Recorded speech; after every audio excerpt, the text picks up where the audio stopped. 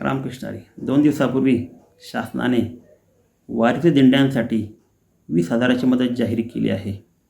शासनाचा हेतू शुद्ध आहे, परंतु खरा वारकरी ही मदत स्वीकारणार नाही असं मला मनोमन वाटतं. पंढरीची वारी आहे माझे खरी, अनेक नगरी तीर्थव्रत. ही वारी, ही परंपरा, हे व्रत आहे, एक साधना आहे. आणि ही साधना, या व्रत कोणाच्या मदतीच्या माध्यमातून करणे वारकऱ्याला निश्चित आवडणार नाही. किंवा संतांनी घालून दिलेल्या विचारावर ही वारी अखंडपणे 1000 वर्षे चालू आहे. भिक्षापात्र अवलंबणे, जळो जिने लाजिरवाणे, किंवा हात पसरे जिने झीक त्याचे, असे तुकाराम सांगतात.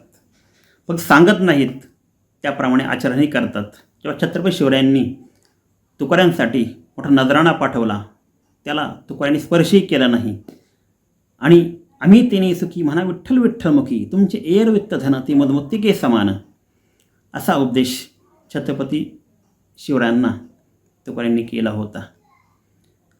हे आचार आणि विचार हा वारकरी निरंतरपणे जगत आहे, त्याप्रमाणे आचरण करत आहे, उच्चार करत आहे. आणि केवळ पंढरपूरचा ध्यास, पांडुरंगाचा ध्यास या सर्वांच्या वारकऱ्यांच्या मनात असतो. आणि त्या दिशेने, पंढरपूर दिशेने हे वाटचाल करत असतात. दिंडी प्रमुखाला 500 किंवा 1000-2000 रुपये देऊन ती त्यांचे 2 वेळचे जेवण किंवा नाश्ता, काही चहा पाणी असेल, याचं ते नियोजन करत असतात. पण इतरांकडून ते कोणती अपेक्षा न करता संसारापासून अलिप्त होऊन 20-21 दिवस ते निरंतर वारी करत असतात. त्यामुळं मला असं वाटतं की ते खऱ्या वारकऱ्याला या मदतीची आवश्यकता वाटत नाही, का तो स्वीकारणार नाही, असं मला मनोमन वाटते. रामकृष्ण हरी.